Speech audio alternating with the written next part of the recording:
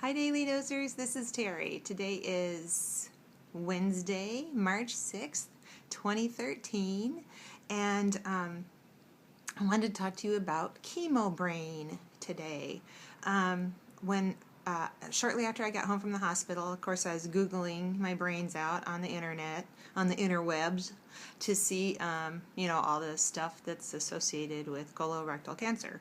And I found a whole bunch of merchandise out there that, t-shirts and mugs, and they all said chemo brain. So I made a note to talk to my oncologist about it. And my first appointment, I said, so what is this chemo brain? Is that like a real thing? And he said, why, yes, it is. And I said, well, what does it mean? He goes, well, you're just going to forget things, and, you may want to read magazines instead of books. And I'm like, excuse me? Magazines instead of books? That makes no sense to me. But it turns out it's a very real thing. And I chose to address it today because I went back and looked at a couple of my videos just in the last few days, and I absolutely just stop and can't think of the word I'm trying to come up with. So I think I am getting some of the chemo brain. The oncologist did say that it usually, your memory or your brain function typically comes back. There you go. But not always. So, wouldn't that be something? Okay, enough of that. But so chemo brain is real. I think I've got a little bit of it, and so bear with me when I go blank and start staring off into space. And I can't come up with the word I'm looking for. All right. A big shout out to my niece Jill and her family. I got a care package from them yesterday, chock full of things, but I have to show you this one thing. She calls them chemo socks. It says up here, note to self, I am strong. I love them. And then of course, great big, strong. Is that, oops, upside down there, strong. Okay, I love them. They're my favorite. And I lay in a bed instead of a chair.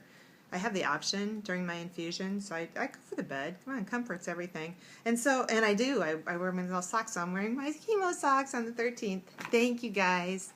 I had a wonderful visit with a new friend of mine. We all met at the same time, Mara, Marty, and Teri, and of course there's like 7 of us that got together for a little class at church, and we all just hit it off tremendously. And Teri and I ended up going through chemo at the same time. It's crazy. She is taking chemo for breast cancer, and of course mine is colorectal. But so we finally got together yesterday since all this has happened. And she has just reached her halfway point for chemo, and I was celebrating the end of my first round. So it was a wonderful afternoon get together at a little coffee shop right here on Ingersoll where I live. Thank you, Teri. It was wonderful, and thank you for the book that you brought.